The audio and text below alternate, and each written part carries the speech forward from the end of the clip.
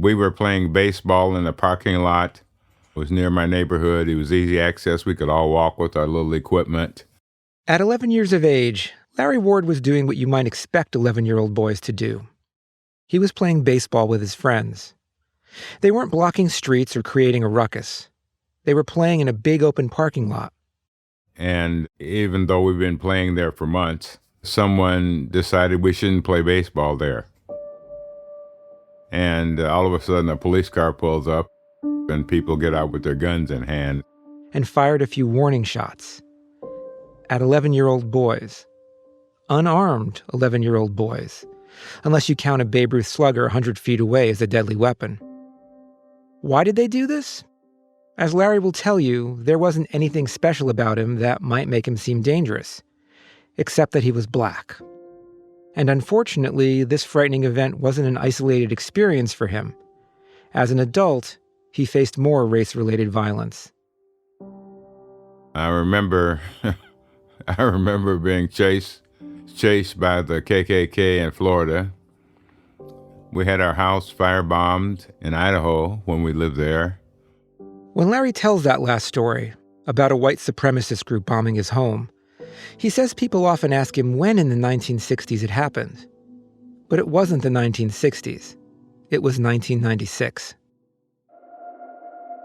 In the US and other parts of the world, hate and prejudice based on ethnicity, religion, gender, and sexual orientation are not a thing of the past. They still occur all too often. We humans regularly divide the world into us and them. And when it comes to them, those other types of people, we're often willing to discount their needs, treat them unfairly, disparage them, or even intentionally harm them. But are we doomed to be this way? Or can we change the dynamic from a competitive to a cooperative effort? Can we learn to love our neighbor, and maybe even our enemy?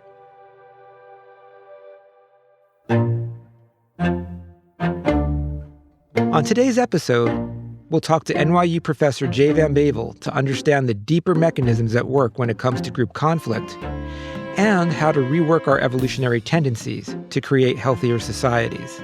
We have this notion that we are tribalistic creatures, and that's almost like an inevitable outcome of our evolutionarily ancient brains. That doesn't have to be the case. We are capable of forming moral circles that are more and more inclusive and expansive. And with Zen Buddhism teacher and author of America's Racial Karma, Larry Ward, about how the teachings of Thich Nhat Hanh helped him to begin healing the wounds inflicted by racism, and how these same tools can help all of us to foster a more equitable and caring world. In the Zen tradition, if you go deep enough into the stillness that tradition offers you, you begin to heal your nervous system. I'm Dave DeSteno, and this is How God Works.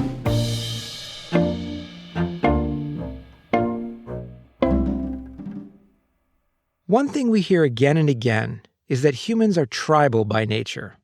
We want to divide the world into groups, ours versus all the others. Jay Van Bavel, a professor of psychology and neuroscience at NYU and co-author of the book The Power of Us, has been studying this tendency for decades. I think the way that this evolved in us as humans was that we lived together in small communities for mostly the entirety of human history. And so our brains are wired in ways that allowed us to survive. We are the ancestors of people who are really good at fitting in and working in groups and cooperating. And so we look to people like us and we trust them and we can cooperate with them. And as well, we look to identify people who are not part of us, who are them, because those people through evolutionary history potentially represented a risk. And so we are wary of outgroup members and a bit more cautious around them and don't trust them as much. And conflict can get stirred up easily when you have an in-group and an out-group in a situation. That makes sense. Evolution isn't about being nice. It's about survival and reproduction. Our brain evolved to survive, and it is more efficient to chunk the world into categories and use what we know about those categories. This is something that the mind does very rapidly. We chunk all kinds of things into categories. You know, I know this is a table beside me, and this is a chair underneath me, and it's a book behind me, and that is a cup of tea in front of me. And so I'm able to navigate the world by using categories. But when we use those categories for groups of people, they often come with a lot of stereotypes and baggage. And a lot of times those stereotypes don't apply to specific individuals, to people who've had a bad interaction or heard something on the news that's bad about one or two members of a group and we don't really know anyone else in the group. It's a pretty easy thing to do to think, okay, well, I should avoid them. But the problem with avoiding people, especially if you have a negative stereotype about them, is you'll never break the stereotype. You actually have to interact with people to learn that maybe the negative stereotype is wrong.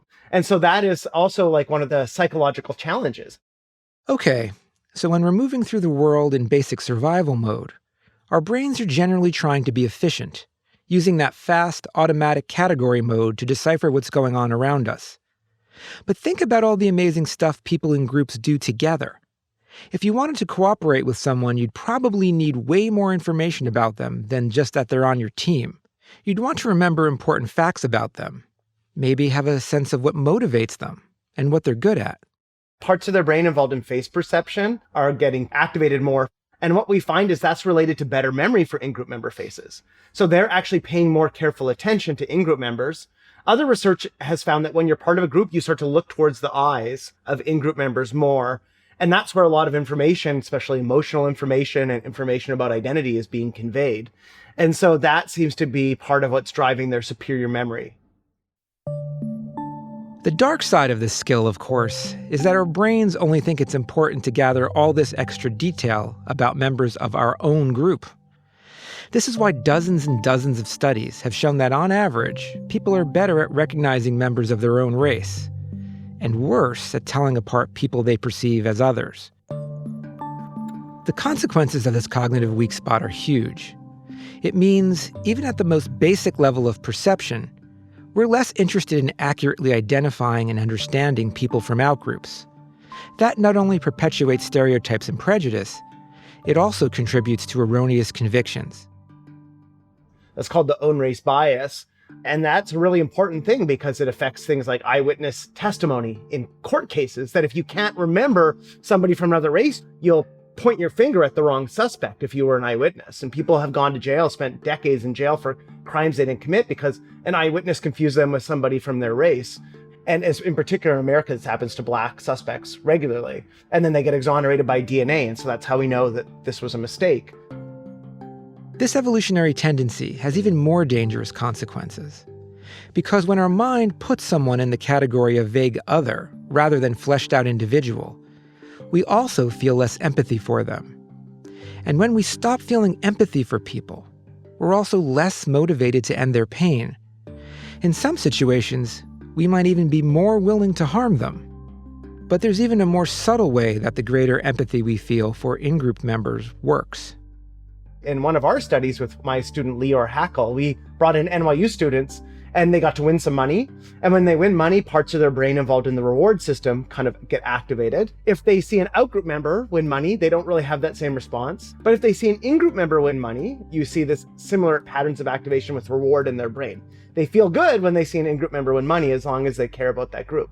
And so that's a good thing because it can help us feel joy. It can incentivize us to work together. It can incentivize us to share things with in-group members. But again, what's really useful for members of a group to be successful and supportive of one another has a potential dark side for anyone outside that group. When it comes to outgroup members, especially ones we dislike or we're in competition with, that seems to be the key ingredient that makes us take pleasure at their pain or pain at their pleasure. And that can foster more conflict. Taking pleasure in another's misfortune is a common enough experience that there's a word for it: Schadenfreude. But getting to that point takes a little more than just seeing someone from another group.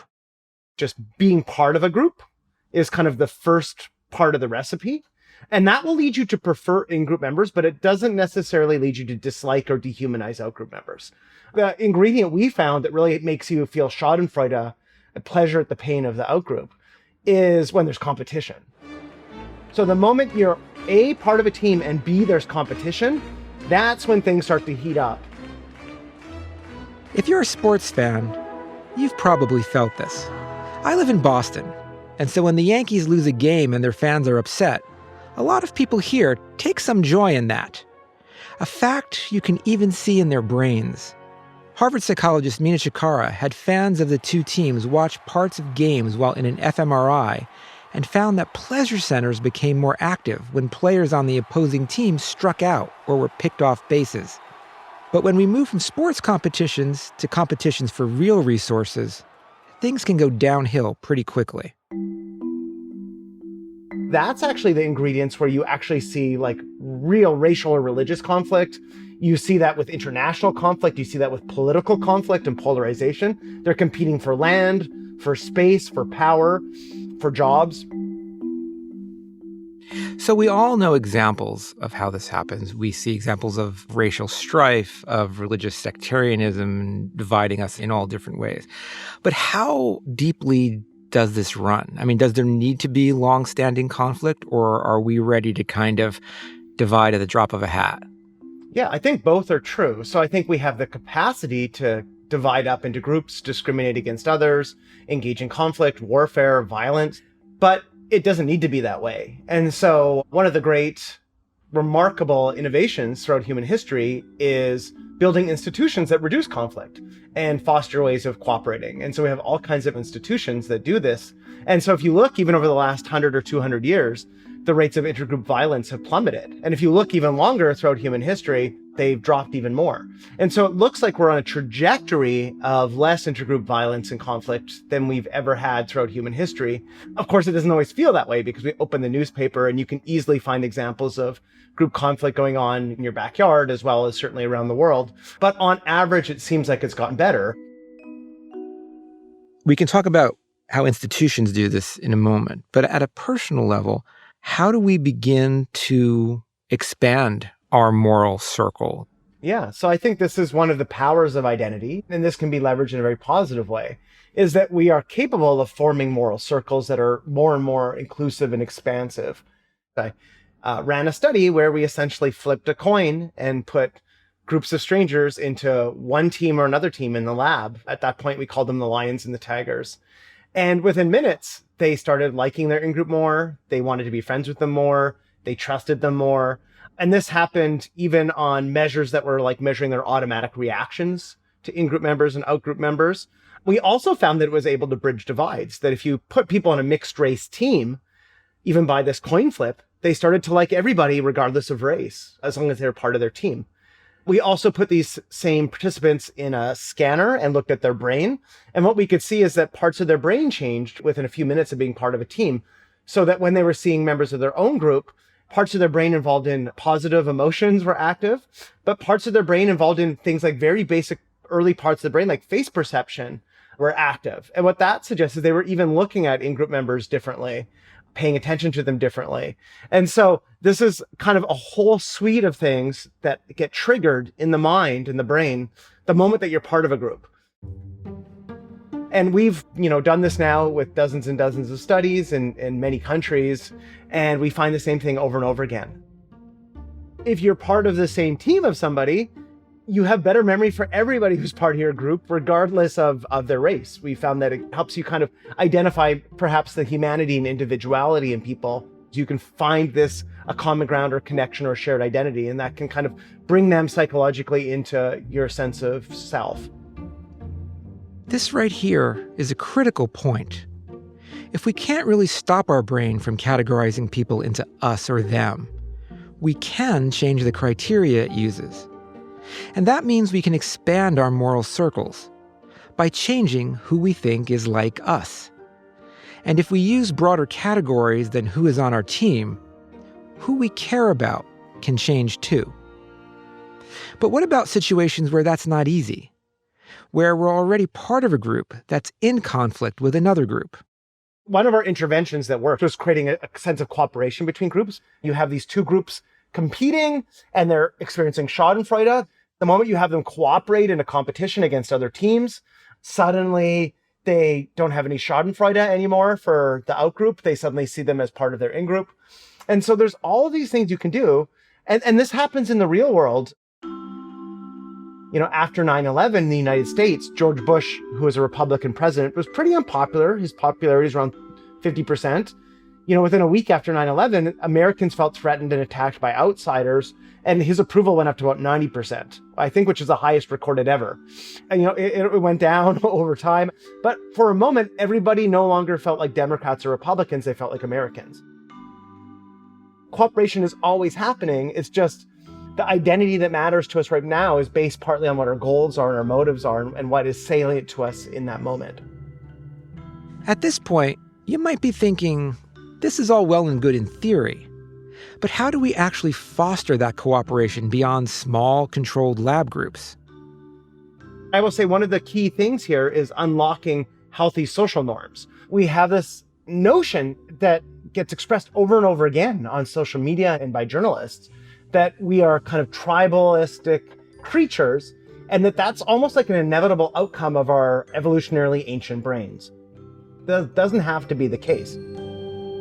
So some groups have norms of conflict. They have chants and ways of acting and belief systems that foster violence against other groups. In America, you can think of like hate groups as kind of the canonical case of this. These are groups that their whole identity is to hate other groups. Or you can have groups that are more embracing of difference. The example that I love to use is like Doctors Without Borders. If you join Doctors Without Borders, part of the ethos and norms that you're accepting are helping people who are different from you and going around the world to connect with people who are radically different than you. And so the more you identify with that group of Doctors Without Borders, the more you commit to that mission. And so we can have missions that cause conflict or missions that foster support, helping, cooperation, and pro-sociality. So one way to combat prejudice, then, is to have organizations advocate clear stances against discrimination. And if some people, especially leaders, actually walk the walk, those stances become more than empty words. The first thing to know about norms is you only look to members of groups that you identify with to determine what the norms are. And so whether it's a workplace or a religious community or a national identity, you're looking to see, what do people like me do? What does it take to be a good group member? And you're trying to figure that out so you can fit in, so you can be a good group member, so you can contribute to group success. We're not looking to other groups to figure out, you're not looking to people in Sri Lanka to figure out how to be a good American. You look to other Americans to figure that out. If you're a good Christian, you look to other Christians, not to Muslims, to figure out how to be a good Christian. And so that's the first thing. This effect is way more powerful than you might think. Here's just one example.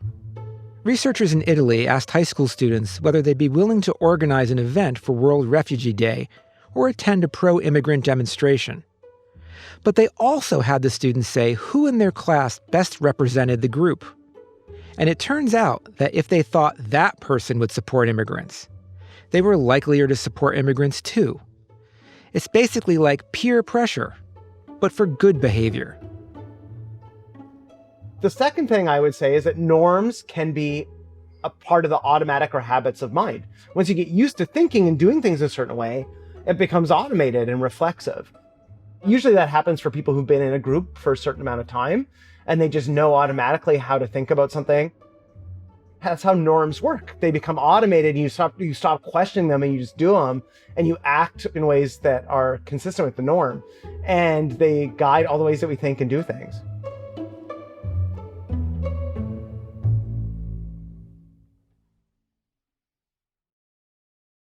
In 1965, a Vietnamese Buddhist monk named Thich Nhat Hanh wrote a letter to Dr. Martin Luther King to ask for his help ending the Vietnam War. Over the next few years, the dialogue that developed between these two men brought the civil rights movement and the Buddhist tradition into conversation around activism and how to achieve change in the world. It's also how Larry Ward eventually heard about Thich Nhat Hanh and was introduced to Buddhism. Larry was raised Christian, and as an ordained Baptist minister, he still is. But those earlier experiences of racism he mentioned at the top of the episode left him with unresolved feelings of anger and trauma. So for Larry, seeing how Thich Nhat Hanh handled the hostility and violence he'd been faced with opened up a new world of possibility. He had students and friends assassinated, and he was still incredibly peaceful. And so when I experienced that, I knew he was not an idea. He learned how to be with it in a way that was peaceful and compassionate. No ideology is perfect, but Buddhism is one of the best examples of a tradition that is built on norms of non-discrimination and loving kindness. The community that Thich Nhat Hanh founded in the 60s, the Order of Interbeing, was itself born of the violence and divisions sown during the Vietnam War. And so from the beginning, it had an even stronger focus on ending violence, promoting peaceful communication, and building understanding across divides. Of the community's 14 guiding principles, which are called mindfulness trainings, the first is about cultivating an open mind. The second is about not getting too attached to your point of view, and therefore becoming narrow-minded. The mindfulness trainings aren't rules like the Bible's 10 Commandments.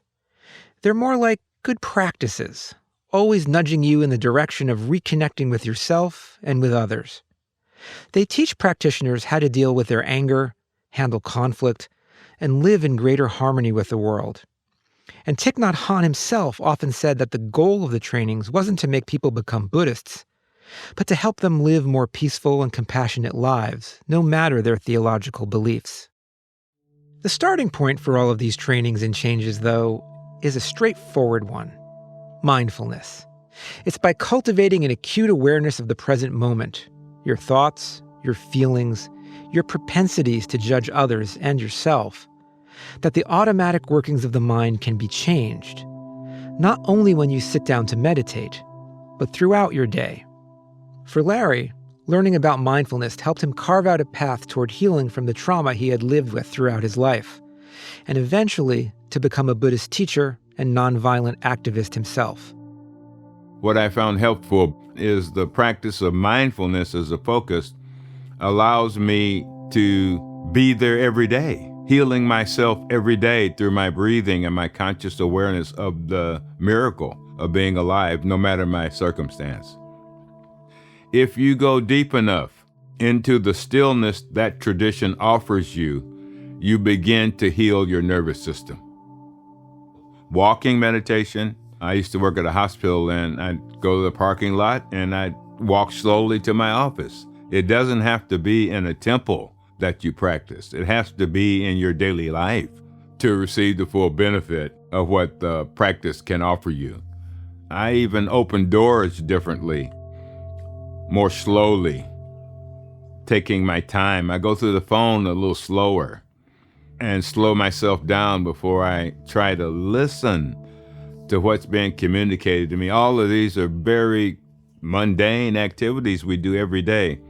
But when we bring the quality of mindfulness, deep attention, and stillness to our movements and our thinking and our language and our speech, we can orient ourselves more toward healing rather than orient ourselves toward destruction. Of course, it's hard to remember to be mindful all the time. But Buddhism has many brilliant tools to help with that. Meditation is one, and probably the most familiar. But another is a long-standing Zen tradition known as a gatha. Gathas are short, simple verses that practitioners can recite aloud or in their mind as they go about their day. So, when it comes to a topic, a gatha can be about anything. That's the point.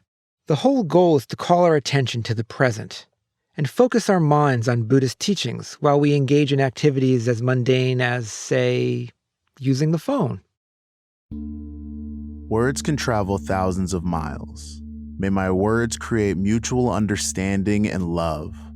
May they be as beautiful as gems, as lovely as flowers. What happens when you memorize these verses and say them regularly is that they start coming to you on their own. It's a really clever way to help bring your attention back to being mindful. And as Jay Van Bavel would say, to make the norm automatic. And once we're in the habit of paying attention to our mind and body throughout our daily lives, we're much likelier to be able to remember to do that when strong emotions come our way. It's a natural experience to be angry, otherwise you're not really paying attention to what's happening. The benefit for me of meditation has been to be able to watch that happen. So I watch it happen before it happens, and I get to decide, is that what I want to have happen? What would be the benefit of that happening? What would be the cost of that happening? And So I learned how to be cognitively more sophisticated. I understand my nervous system. I can feel anger when it comes. I can feel it starting my feet. That much sensitivity can be developed through meditation and mindfulness of the body. And so I know how now to stop it before it gets to my mouth or my hands. And so learning how to know what to hold on to and what to let go of is a very important practice. And so why meditation is important is I am training myself to be aware of what I might be holding on to that I need to let go of, or what I need to hold that I'm not holding that's there for me, that can help me heal and transform my pain. Thich Nhat Hanh believed that in order to cultivate peace, we can't just ignore or suppress our anger. He thought this was such an important step that the 6th of his 14 mindfulness trainings is devoted entirely to taking care of anger, figuring out how to create a space within ourselves to observe our anger and to try to understand it before we take the next step of deciding how to react to it. He gave a really good example for this. If your house is on fire, is chasing down the arsonist the first thing you need to do? Or is it dealing with the burning fire in your house? Gatha for smiling at anger. Breathing in, I feel my anger. Breathing out, I smile. I stay with my breathing so I won't lose myself.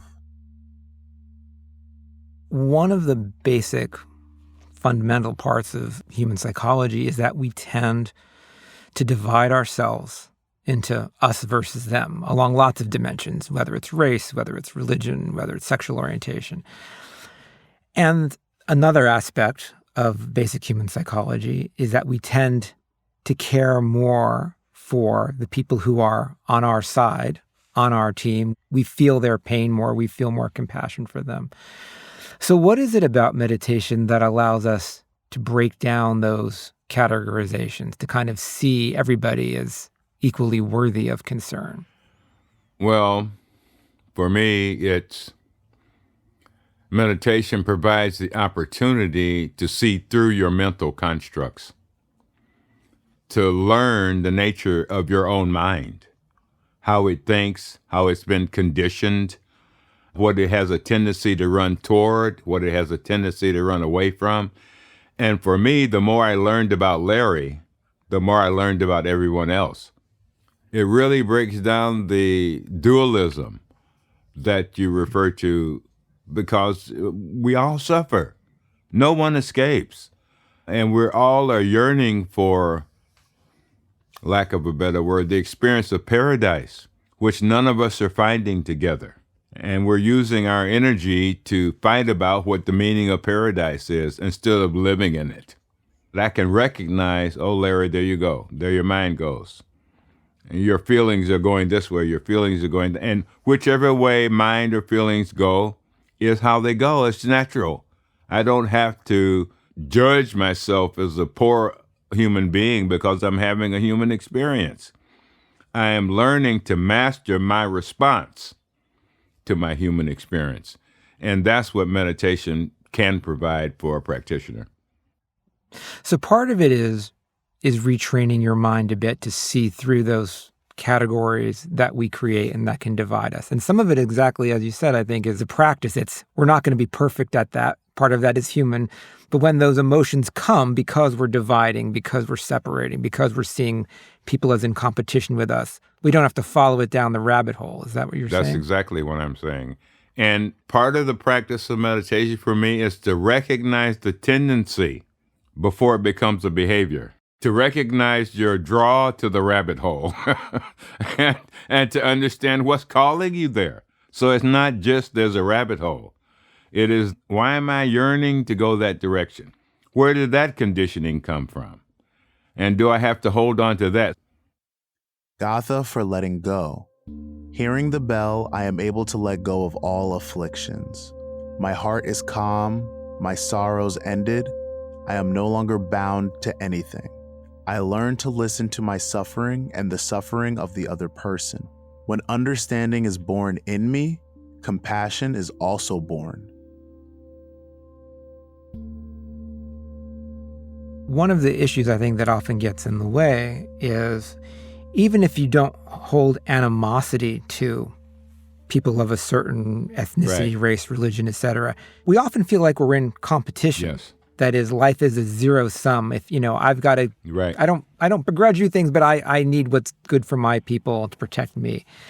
How do you overcome that when it feels like that's the way the world works? I think the first thing for me to remember is we've been conditioned to be that way. This is not evident in all of human history, to have this level of intense perception that in order for me to eat, I have to kill you. We've been conditioned to behave like that. We've been rewarded to behave like that. And we also hear like, this group is coming to take our Right. jobs, or this group is coming to bring Instead crime, of or- realizing the jobs you're even thinking about won't be here 20 years from now, whoever you are. This is what equanimity can give you, is a larger picture of what's actually happening. How does it do that? By taking away the emotional component? No, or it does. equanimity? For me, it does that by quite the opposite, bringing in the emotional component so I can recognize this makes me scared about my future. And then I look across the room and I say, other people are scared about their future, but they don't have the practice memory in their body to recognize it.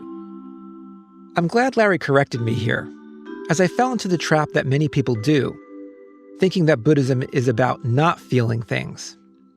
It's not meant to make us heartless androids, or for you Star Trek fans, Vulcans like Mr. Spock. Emotions are part and parcel of being human.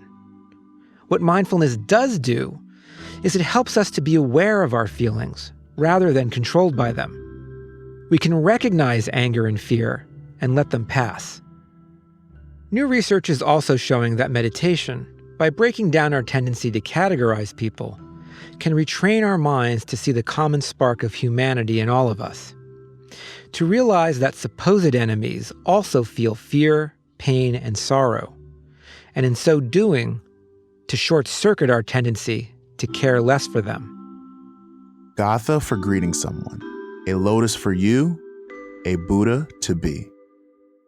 I was in Florida visiting my mother-in-law a few years ago, who was 93 at the time, and wanted a newspaper. So I went to a convenience store to get her a Sunday paper, and I picked up the paper and walked up to the counter, and the person behind the counter laid a gun on the table. And I said, "Are you okay?" "I'm just here for the paper." And the person was shocked that I would ask about them. Because what that can do is call the person's mind back to their behavior and call their attention back to their emotional state. So learning to listen when you can, when I can, is a very important practice for me. And none of this is funny, but it is. Because for me, it reveals the ridiculousness of how we can think, how we can be silly in non-helpful ways with one another. And, most of us don't even know one another. We barely know ourselves. And so what we know is stories we've been told. When you don't act with fear or aggression back, I'm thinking of that man who put the gun on the table. How does that change what the other person does? Their body, in reading the body, their breathing calms down. The energy of aggression in their nervous system starts to calm down because they are shocked at a calm response, literally shocked into a kind of temporary stillness. Like, what am I dealing with here? Our work doesn't end when we understand ourselves. Once we've started to address our own biases, our own anger by doing all the internal work of taking apart mental constructs and cultivating equanimity, we've got to get out there into the world and do something to make it better. The 8th and 9th mindfulness trainings of the Order of Interbeing are all about fostering healthy communication in order to break down barriers and build community. And Thich Nhat Hanh talked about a couple tools in particular to help us achieve exactly this. The first is called deep listening. Thich Nhat Hanh encouraged people to see listening as a meditation practice rather than as gathering ammunition to make their next point. He thought we should practice offering a non-judgmental ear as a gift to the other, providing a space for them to release their own suffering, no matter how wrong we think they might be. If we could learn to just listen, it would constitute an important first part of the healing process. And as an added bonus, it would create the opportunity for us to discover what our own misconceptions might be. The second is loving speech. We've already talked about how Thich Nhat Hanh didn't believe in suppressing our feelings. He also thought that once we've spent the time mindfully processing our anger, sadness, and fear, it isn't enough to just leave it at that. We then have a responsibility to do maybe the hardest thing of all, to tell the others about these thoughts and emotions. The key here is to learn how to do this without including judgment or blame in our speech, to speak of our own suffering and our own failings, to help the other understand how they might help us. None of this is easy to do. It doesn't come naturally, at least not as naturally as dividing the world into us versus them. But there's a reason practices like these are at the core of most nonviolent communication and peace-building methods. They are proven to open a path to healing. And with the support of a healthy mindfulness practice and/or a community that values and encourages these norms, they're one of our best shots at working toward a more loving and inclusive world, one where us includes everyone.